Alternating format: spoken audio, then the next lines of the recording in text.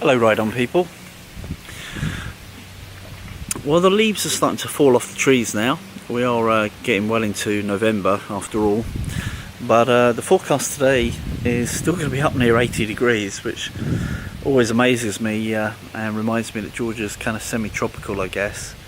And anyway, enjoying this nice weather, and I'm off to see the Ducati Owners Club, the Duck, as they call it, club down in Atlanta, Georgia, this evening. And they have a special guest speaker. I think his name is David Lloyd, and he is a Ducati flat track racer. So I believe he's going to bring one of his flat trackers along and give us a bit of a presentation and talk on the bike. So hopefully I'll pick up some photos and maybe get a little bit of footage of him talking. And I think it'll just be quite an interesting evening. Anyway, if you like that sort of thing, stay with us.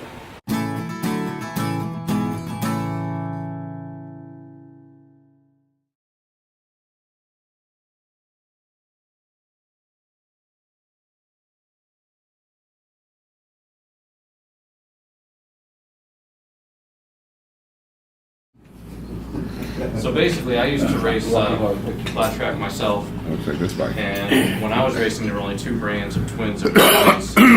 They were both specialty built motors just for dirt track. One was a Honda RS750 and then the Harley XR750. I had a Honda because we didn't know how to work on Harleys and couldn't afford it. When Honda pulled out of the series, there was only one brand left, and that was Harley. So I went road racing for 4 years. Then I quit that, raised my family, got going, and we decided, my brother and I, that we wanted to try and bring a new brand into the series so people wouldn't have to quit like I did. And you had mentioned road racing world. They actually had an article on the new Aprilia Miele. So I called my brother and said, hey, this thing looks pretty cool. Let's build a dirt tracker and go play with it. Well, we had no idea what we were getting into because we didn't know how to build frames or anything like that, so we trusted some of the frame builders. And we had some success with it, actually. We actually got to a point, we got a second place one night by 17 thousandths of a second in 2008. Wow. And that would have been the first time that Harley had been beaten in 17 years. Wow. So that was bittersweet. And a lapper held us up. That was with the Aprilia? That was with the Aprilia. But it was, we learned a lot about what we didn't understand about these things. So I realized I needed to study and read books and read engineering books and learn what makes a motorcycle work. Tony Faioli, I don't know if you've ever looked into his books. Tony? He's Tony the chassis Faioli. guy. F-L-I. F-O-A-L-E. He's a journalist, yeah. Yeah, well, he's Yeah. also, he's got his motorcycle schematics book, and that thing was really valuable. Thanks. But it took a long time to understand. So, fast forward ahead in 2009, my good friend Larry Pegram called me and said, hey, I've got a Ducati Hypermotard here. This thing feels just like an XR. We need to go do something with it. So we built basically a proof of concept bike. He bought one and I bought one, a couple of GT1000s that were used and wrecked, and left it in the stock frame, but cut it apart, moved things around. It was kind of a beast looking thing. And we pulled in the Springfield mile and unloaded this thing in the stock frame. And people were snickering and laughing. Well, he put that thing right in the main event out of the heat race and sent Jared Meese and Sammy Halbert, who were first and fourth, I think, in the championship this year in the semis. So at that point, we said, okay, the motor works well, we need to get a real chassis underneath it. And then we realized again how much we didn't know. So we developed a chassis that looked somewhat similar to this. And in 2010, this is actually one of the bikes that's evolved. Right there, this one that's out the truck. So it's an air shop. Yeah, Mark builds the motors for us. Oh, he does? Yeah. So don't talk bad. I don't. I've known him quite well. We're all friends with Mark. We all know Mark's a good guy, Yeah. so he helps me out a ton with the motors. In 2010, we were able to work with Joe Cobb, and we built this new chassis for it. We went and tested in Savannah, and it didn't work well, but it looked like the chassis was working well. Penske made a shock for us, and on the way out to Arizona for the first national of the year, the first mile, we tested in Colorado, got it sorted, and won the damn thing. By 14 thousandths of a second. So we broke it. Thousands in It was close, yeah, you're talking, from here to here in the wheel. You dropped from the corner. It was the first one to beat Harley in 19 years, and if you combine Harley and Honda, 28-year win streak. Wow. And I don't think there's another win streak in history that's that long for a track. I think you're dead right. And we only did a partial season with Joe. We supported his mile program. He rode Harleys on the half mile. We were fortunate to have some carryover sponsorship for me and I to pay for it. Since then, we actually got the Team Excellence Award from AMA Pro Racing in 2011 and raised over $25,000 in 2 years for air fence, which has been a big help for our series. When I raced, there were hay bales, because all of our tracks have walls around them. While the John Ulrich air fence deal has been a fantastic thing.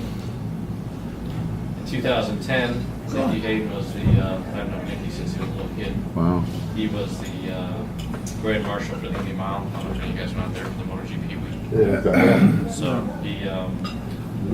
they asked him if he could race it. He really wanted to. He had been on a mile track in, I think, 13 years. And he called Larry and said, hey, I don't want to look stupid. Is this thing okay or not? He's like, yeah, it's good. Well, ultimately, Porsche wouldn't let him race, but he got to do exhibition laps. And we didn't even have cams on the bike at that point. We were still running stock cams. So we had the bike set to shift, which most people don't do on dirt track. And he kind of got confused with it, so while he was doing his laps, he just kind of started shutting off early and leaving in fourth gear. He still would have qualified 7th. So it was a magical night. His father was standing next to me, girl. He's got that southern Kentucky accent. Hey, look at my arms, I got goosebumps, I got goosebumps. Then a couple years later, the Troy Bayless came over, and we put that Scrambler deal together, using it for all 5 miles. There's actually a cool video about that whole deal when we came here. I can play that for y'all. So did he do them? He made 2 of them. Oh. Then he kept getting hurt. Oh. He was in over his head.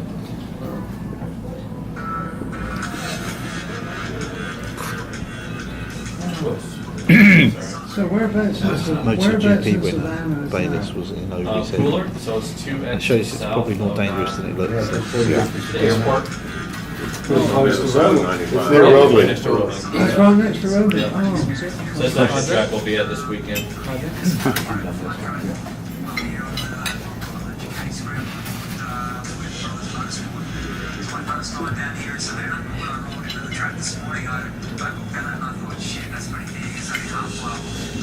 Does he look there?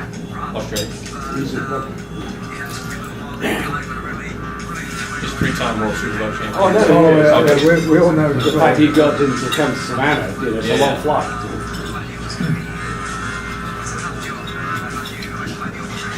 he is a total maniac. Oh yeah. Oh yeah, Troy's the real deal. Well, he got a MotoGP fight and won, and he's not even racing in MotoGP. He was, well, Superbike champ. Just made him look stupid.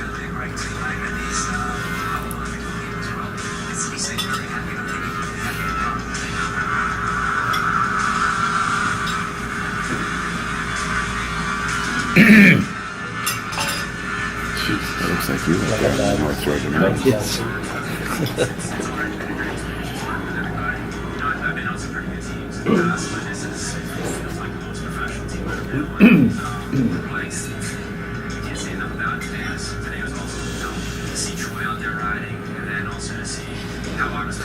By English. How do you do that? Something wrong with his back? That's scoliosis. A lot of yoga. That's scoliosis. That's awesome. We need to find somewhere where we can do this, Eric, for a laugh. Well, in Australia, most of it is a sort of a run what you bring. We can get Jerry to do a countdown. I find that doesn't shock me. Yeah, they're There's just, time for guys who goes out to they're on the wheels off of anything that moves. Oh yeah, and John, who kept texting they couldn't make it tonight to them. That has to be on the cold morning, something cold hand. Yeah. He basically talked me out of wanting to go ride dirt. Well, if you get it wrong, there's no You breaks. can't have any target fixation over there. I know Obviously's just got, I'd like to be sliding without. yeah, that's what I'm saying. Just come here, why don't they have the runoff? Right. You can make that turn right to the wall.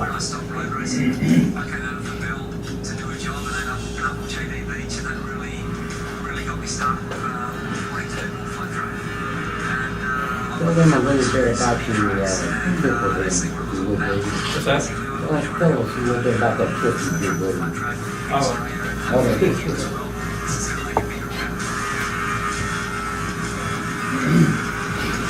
So that looks like it's rubbered in over a much yeah, they had a car wider race the night. groove. They had a car race the night before, Okay. so it was perfect for us. Yeah. Flutter, right there. How do you adjust the tire pressures to compensate? I met him briefly Sitting on once, track, but Right. we'll know what kind of tire pressure. or yeah, whatever. both choice, course around Bays. Bays. Met Courser a couple of temperature, times. what type of tracks, and speed of the racetrack. So on a half mile, the most you'll ever see is like 19 pounds. Yeah. We're on a mile, we have to run them up to But that's around- cold. Yeah, Cold cold. 19. Oh, No, yeah. using warmers. Yeah, we warm them up too. So, and then on the miles, we'll have to run around 28 pounds because this tire will actually grow about 3/4 of an inch in speed. It's a 1971 I supply piece of garbage. Really? Seriously? Oh, that's It's a flying, junk wow. tire. That's the limiting Jesus. factor for everything we do is this piece of junk here. And thankfully we have it because if we had good tires, we'd be going so damn fast. You saw that wall. Yeah. That track's a safe one because it doesn't have a wall all the way around it. You know. So we'd the be going- control tire, everybody uses the same tire? Yeah, okay, it's the same tire. So, yeah. What is it? Dunlop. Well, it was they used to be good years, but then Dunlop bought them molds to Oh. keep them going. So, $185 is what it is. And it doesn't Yeah. last. It doesn't That's, last. at least that part's cheap. No, that's not cheap because they don't last long. So when Troy came over, he actually spent a week at our house before we got to Savannah. And like he had said, you know, we pulled into the racetrack, and the track was perfectly smooth for our standards. Can you tell us how that came to be? How did you come to be that Davis was going to come over? He wanted to come ride dirt track, to promote dirt track in Australia, and it's something it was on his bucket list basically. So when was this? This was 15? 2015? Yeah. So actually, you know, Ducati finally started paying attention when Troy wanted to come over. We were able to get a little bit of money from them. I hedged my bets by hiring Johnny, you know, and getting 4 bikes together in about 3.5 weeks, getting everything prepped, because I knew it was going to be a big battle for Troy. When he saw the half mile, like he said, he pulled him and was, holy shit, this place is big. We looked and said, this is nothing. Springfield's twice as big as this. And that's when we realized he was going to have a hard road at home. I mean, we couldn't even get him to sit on the motorcycle like a dirt tracker because he's so used to road racing. What we found is guys at dirt track and go road racing can make that change. And boy, when they come back from road racing, they're really aggressive on these. The guys have been road racing their whole life. They have a real So hard time. what's the fundamental difference? Share that with us. When he sits on the bike, he's, you know, when you lean a road racer over, you're leaning to the inside, Sure. your body off the inside. On a dirt tracker, you want to get, if you're going around a left-hand turn and you're leaning like this, when that front end goes, you've got no leverage. Right. So if you watch these guys, look it up on the bikes like this. Right, like They're Russian just in the dirt. corner, Yeah. and then like Johnny was up next to him saying, hey, you got to get up on the seat and move over. And we just couldn't get him to do it. So he, we had another week between that and Springfield, and we loaded up that white truck you saw there, and my 2 kids, and he and I went to Springfield. And it was tough. It's a really fast racetrack. He came in after the first practice, I think he was 6 seconds off the pace. Which, we're not talking about a road race time of 1.5 minutes, we're talking about a 35-second lap. And he's like, there's no markers, I don't know where I am, you know, I can't, there's no braking markers, there's no turning points, there's no rumble strips. Where the hell am I? You know, and JT Beach was there, so he goes, you just gotta calm down. This kid, but he is, like you said, he was nuts. I mean, this guy would come out of turn 2, because he was pinching the corner off getting in, he'd come out and whack the wall on the back straightaway. I mean, one smaller exhaust on, but these things were all scraped up. And the guys were really, hey, you gotta tell him to calm down and, you know, open the corner up. And it was a big adjustment for him. I mean, he left there thinking, holy cow. You know, he was kind of embarrassed. I said, don't be. You know, what you did for this sport by coming here and doing this is you've raised public awareness of how good these guys are. Everybody looks down at dirt track. Oh, yeah, I do. Like it's easy. And it's not easy. So we loaded up the truck, and he and I and my 2 kids drove from Springfield, Illinois to Sacramento, California. We took a week to get there. We had a blast. Incredible guy. I mean, salt of the earth, super friendly, nice. We slept in the truck every other night, hotel rooms every other Really? night. And he always wanted to shoot a gun. He's never shot a gun. Because in Australia, they don't have guns. So in Colorado, we made a stop at a gun shop. And then he picks up this Benelli's 12-gauge shotgun. I'm like, Troy, that thing, he goes, goes, I can ship it to you somewhere. He goes, no, I can't take it home. I said, what do you mean? He goes, we can't have it. I said, well, why don't we just... Australia? Yeah, in Australia. Legal. So he goes, I never buy anything for myself. You know, everything I get is kind of paid for. He goes, I want to shoot this shotgun. So we went up into the hills. He bought that shotgun. We started JD Beach had given him some candy cane flip-flops, so he made a video of him shooting those flip-flops all to hell. I showed you a picture. We're in the middle of nowhere, and it's like a ghost town. And then you walk in this one building, and there's all these hoppers and things. And I'm like, holy cow. You know, and he showed up at my house with a Richmond Bad t-shirt on. I said, Troy, this is like, we gotta get the hell out of here. Oh no, take a picture of me. So he's sitting next to the hoppers. I think it's probably a meth house. You know, with his shotgun and his hat that he bought at the truck stop. America! Oh yeah, I'll pass the picture around later. That's hilarious. But I mean, we had a total blast. My son and I were in the hot tub with him at one of the hotels we stopped at in I think Nevada. And he's telling us a story about how he lost his finger and how he lost his testicle. And my son's like, what? You don't have you only got one testicle? He says, oh yeah, they had to take it out so I can get back on the racetrack. We stopped in Reno. Slowing me down. Oh yeah, we stopped in Reno. He's saving weight. He's saving weight. Well, when you're scraping testicles on the track, then you know you're his really pinky's missing. The first thing you know is his pinky's missing. But my wife fell in love with him. I mean, he's a fantastic guy. And we went to Sacramento. Sacramento's a tough track because, as you indicated, unlike Springfield, it's a real narrow little groove. Well, if you get off of that groove, it's marbles. It's like being on a banana. So you've got to be on the groove. And when you've got 12 guys in front of you, the draft on these is big because there's no aerodynamics. So all of a sudden, if 4 guys sit up in front of you and go 4 wide, it'll suck you into the corner like a vacuum. Wow. And no matter what you do, you're not going to stop if you can't think about this and pay attention and back off early. Because the rear brake doesn't do anything. Well, in the semi, he got sucked in going into 3. He was like the 12th place, and they all sat up. He got sucked in and crashed. And he's laying on the track. He's like, oh man, I broke my ankle. Shit, you know. So Steve Moorhead comes over, the track official.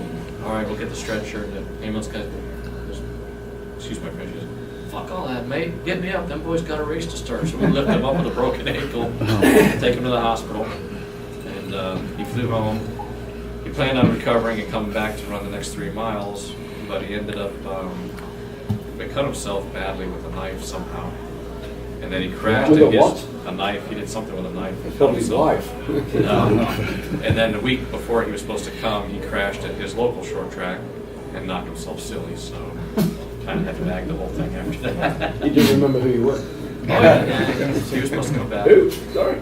For me, you know, I had to create a lot of work because I wanted to make sure if Troy Bales came over with all this hype and couldn't make a main, whose fault is that, right? Your bike's a piece of garbage. So we hired Johnny to ride. He finished 4th and 5th in every race we went to, so at least I could say, hey, it wasn't a bike, you know, we got to come and ride more. But we became good friends. He actually introduced me to Paolo, and we became friends as well. So they're all behind the program, but that doesn't really translate to America in any way. That's So fascinating. does that mean you need to run in Europe? No? Well, there's no real dirt track in Europe. Okay. Not like this. It means we're just kind of screwed. Well, I don't Well, hopefully think. we're buying your dinner. Well, I don't think you're screwed because I think flat track is going to be a big thing. I think. Yeah. I think it's really taken Yeah, off. I think it captures, you know, the American spirit in a way that road racing never did. It's more fun to watch. Yeah, it is. What we really need to do, though, and we hope that, you know, they're kind of hoping for more manufacturer involvement, but I don't think you're going to see that. Just because the manufacturers other than Harley and Indian aren't selling a lot of motorcycles Right. to get into this. So we need to start pulling sponsorship from outside of our industry. And we have to create a big enough return on investment, which I think they're doing with the TV and the live, the fans' choice deal, to start attracting other companies to help sponsor the team. Well, there's the whole sort of extreme sports bit. So it's a question of whether it's as to whether it's a motorcycle sport or sort of an extreme sport. Right. You know, it's an interesting marketing stage. We're on the upswing. Yeah.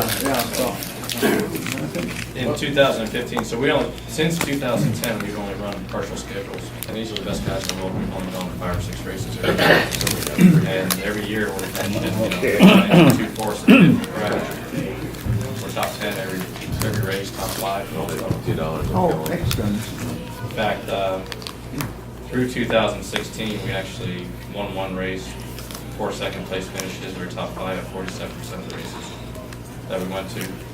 Is anybody else running the Ducati? No. There's a couple other people that have tried, but they haven't made many heads. So it's a big learning curve to figure out. Like I showed these fellas the swing arm pivot that's adjustable. 1.5 millimeters up or down on that makes a huge difference in the back end. Same thing in the front end, it's all adjustable. I never got 1.5 millimeters, 2 millimeters.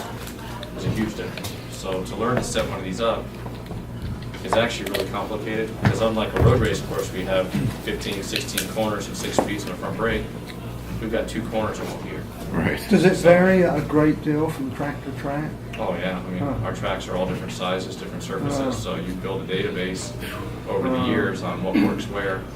And I've, thanks to Tony Fioli, figured a way to track all that to keep our chain pull angles where they need to be. For a track like Springfield Mile, it's smooth and fast and it has traction, so you want that bike to stay in line and accelerate. Well, you go to a place like Lima where it's really deep pea gravel, like it's really rough. You need that bike to be able to hang out sideways, go through the bumps without trying to shoot to the moon. If it hooks up too much and you hit the bumps, it's going to try and stand you up. So we'll change up to 2 degrees on the steering head angle. We'll change up to 6 millimeters on offset, and depending on the gear ratios we're running, we'll have a 6 millimeter swing on the swing arm pivot. But you're still running in 1 gear Yeah. for most of the race. Yeah, there's just not enough time to shift them with what we're doing. Even with the quick shift concept? Getting into the corners, the hard part, like at Springfield, you're running in there wide open, laying the thing over. If I could get a right-hand shifter on this bike, it would be ideal. But the clutch isn't a way, so you'd have to do it externally with linkage, and that gets kind of funky. Sure. So you're better off. What's the reason for the heavy rear wheel?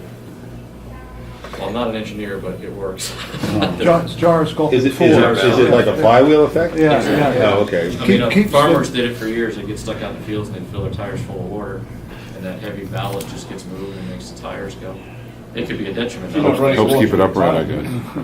Well, no, guys have. Yeah. Then they figured out they were doing it. So Joe Kopp had water in his tire at Daytona at the short track.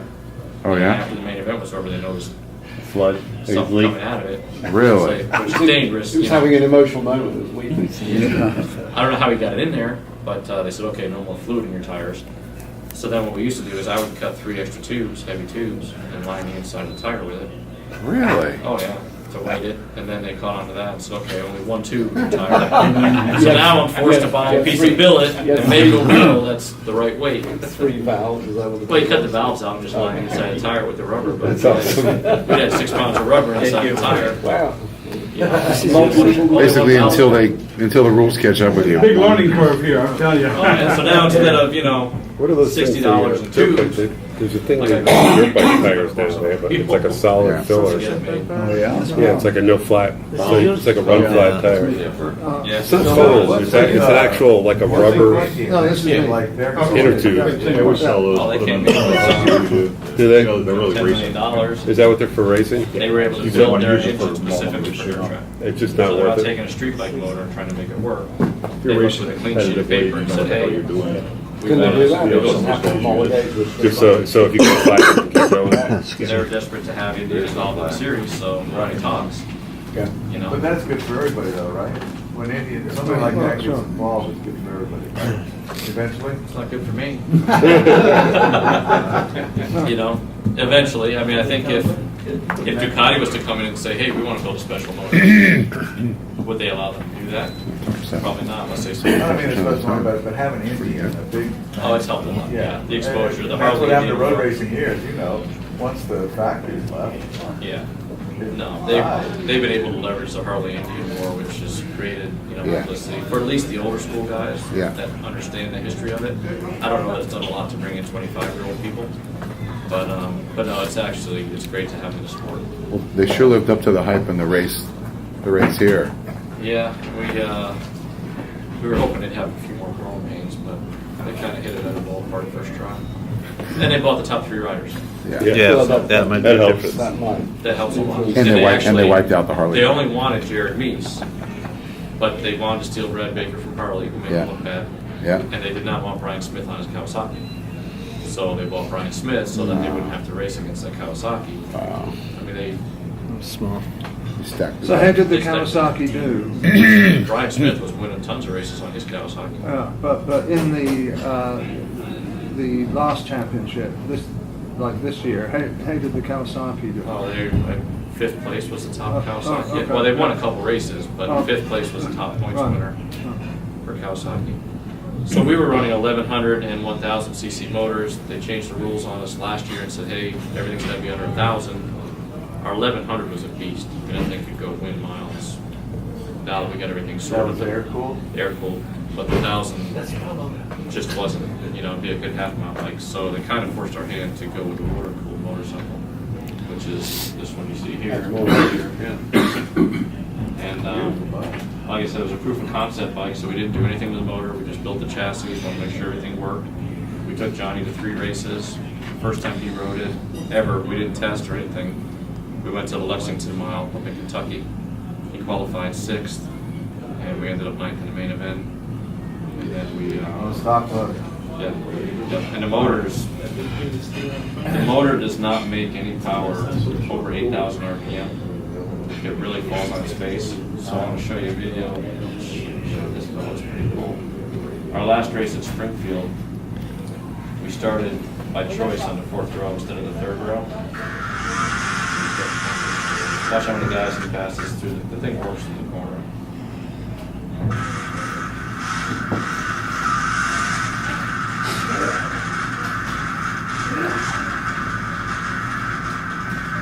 Just go right through the I pack. mean, he's running these guys over, right? And now watch 44 leave him halfway down the straightaway. Now we run him over in the corner again. So really good to emphasise your point that they're not hanging off. What's that? Just to emphasise the point that they're not hanging off. Yeah. Like as on a road race. So we just couldn't hang with the straightaway. And that's something that's fixable. I mean, this thing has stock cams in it, which are designed not to run up there. So actually, Mark put a set of 848 cams on one of our motors last week, and that's what we're going to test in Savannah this week. And it definitely carried the power further.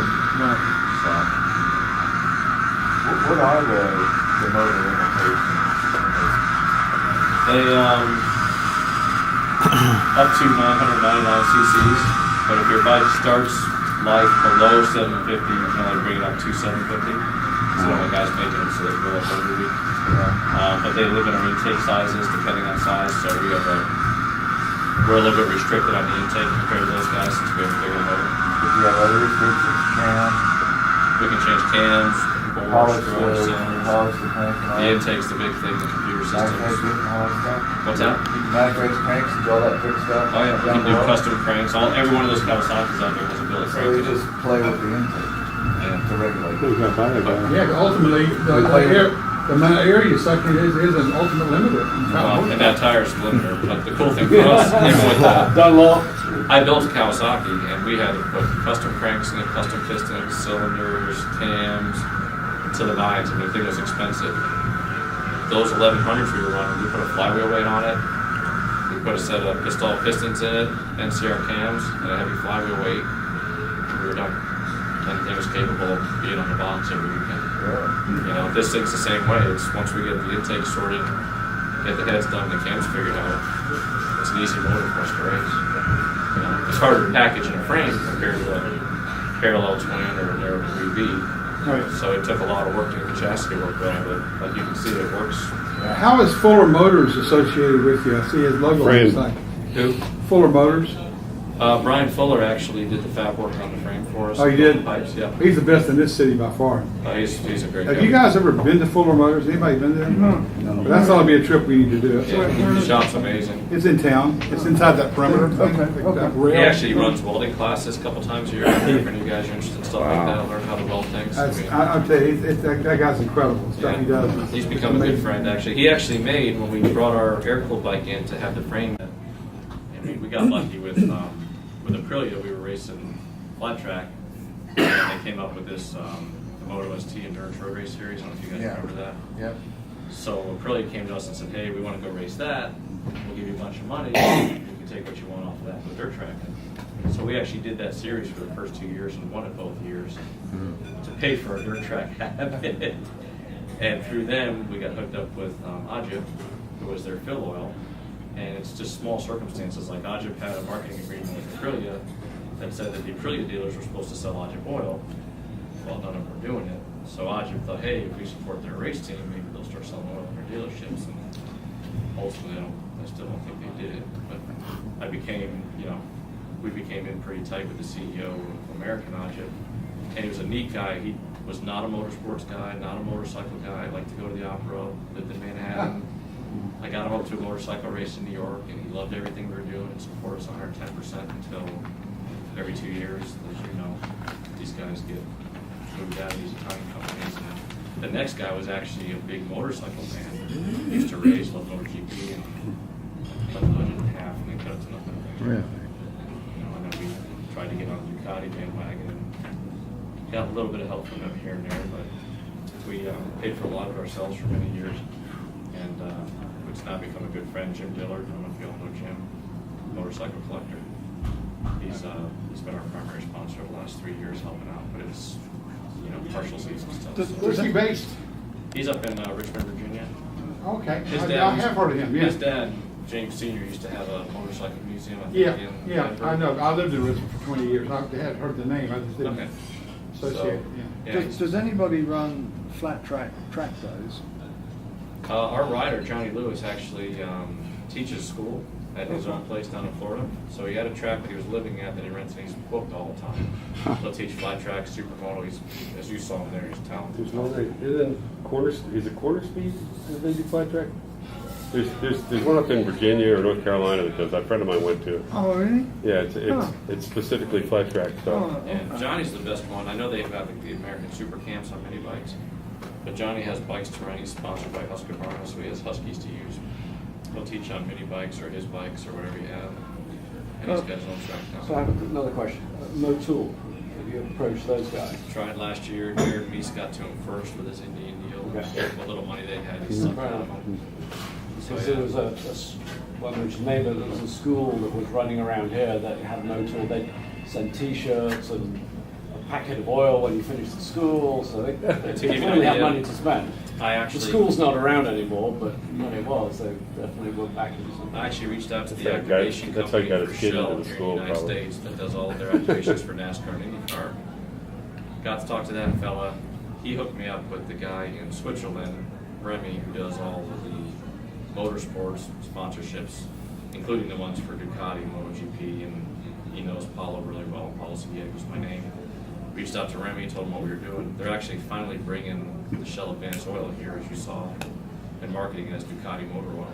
I don't know if you guys saw that or not. Well, I always saw that Shell Advanced on the bike, but you could never buy it here. Well, And I now, would see it in now they're Europe. actually bringing it here. Oh, They're okay. marketing. Okay, They're all right. packaging it as Ducati Motor Oil. You The probably sticker, know than I the do. sticker on your And crankcase, though. he said, "Yeah, I see value, but my higher ups don't even want to deal with it. They're just going to put money into dealer activations." And so I couldn't even get the fill oil of Ducati to help out. That's crazy. So How about it's the sports drinks, the obvious Monster and all those Yeah, guys? they go after the riders more so. Okay. So, I know 5 or 6 of the riders have Monster or Red Bull deals, and they get money for their helmets, but they really don't support the teams. Right.